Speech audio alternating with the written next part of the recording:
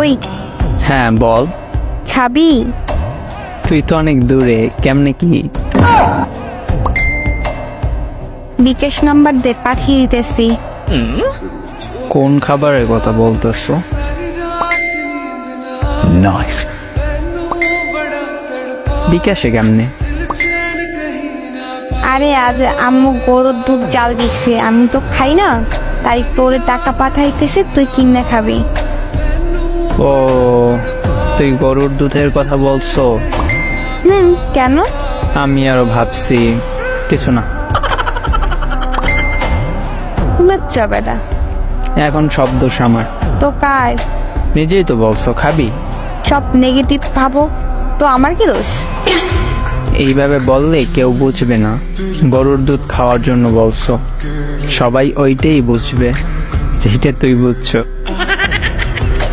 ফাজিল। তুই আমায় বানাইছো ফাজিল? নিজে হইছো। জি না, এমন খাবি খাবি বললে এমন বানাইছো। আরে খারাপের কি বলছি?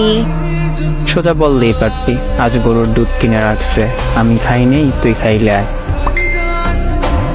এইটা না বললা আমার পচা জিনিস ভাবাইছো। না, আমি তোর গুলা খাওয়ার জন্য দুধ খাই না। আমার কোনগুলা? ও আচ্ছা, ওইটা পচা জিনিস। দুধ। পাজি মাইয়া।